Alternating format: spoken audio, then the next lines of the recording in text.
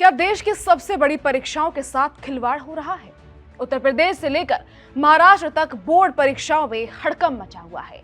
कहीं परीक्षा से 5 दिन पहले ही पेपर खोल दिया गया, तो कहीं सोशल मीडिया पर पेपर वायरल होने का दावा किया जा रहा है।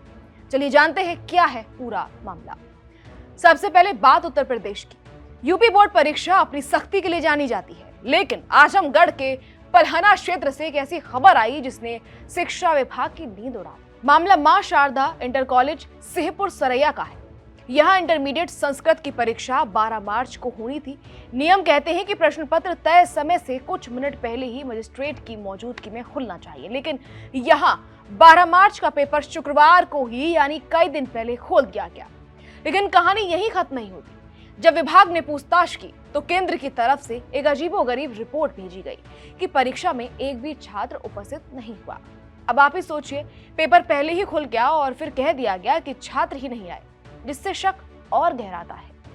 जैसे ही इस गड़बड़ी की भनक वाराणसी क्षेत्रीय कार्यालय को लगी, हड़कंप मच गया। क्षेत्रीय सचिव विनोद राय, सहायक शिक्षा निदेशक नवल किशोर और प्रभारी DIOS मनोज कुमार तुरंत मौके पर पहुंचे। शुरुआती जांच में सामने आया कि ये केंद्र व्यवस्थापक, स्टैटिक मजिस्ट्रेट और भ्राम्य केंद्र व्यवस्थापक की घोर लापरवाही है।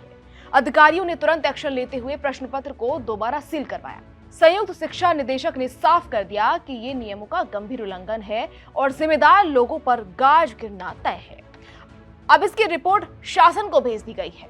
एक तरफ लापरवाही है तो दूसरी तरफ सॉल्वर गैंग का आतंक। यूपी में इस बार प्रशासन सख्त है। हालिया कार्रवाई में प्रदेश भर से 5 और सॉल्वर गिरफ्तार किए गए हैं। अब तक कुल 11 मुन्ना भाई सलाखों के पीछे पहुंच चुके हैं।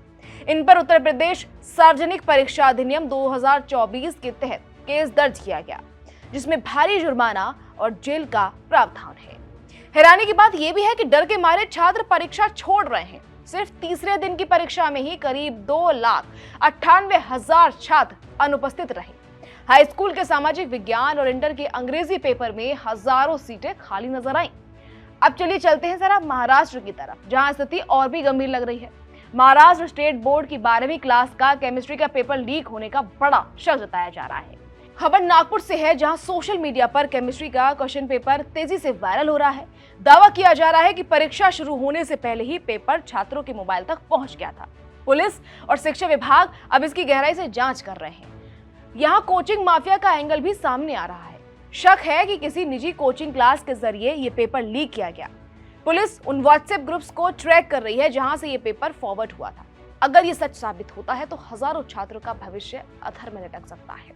चाहे यूपी की प्रशासनिक लापरवाही हो या महाराष्ट्र का संभावित पेपर लीक, नुकसान सिर्फ ईमानदार छात्रों का होता है।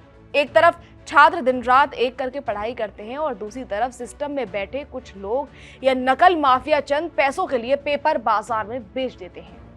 यूपी में तो वैसे BNS की नई धाराओं और सख्त कानून के तहत कार्रवाई की जा रही है, लेकिन इसके बावजूद प्रश्न पत्रों की सुरक्षा को लेकर अब भी कई तरह के सवाल खड़े हो रहे हैं।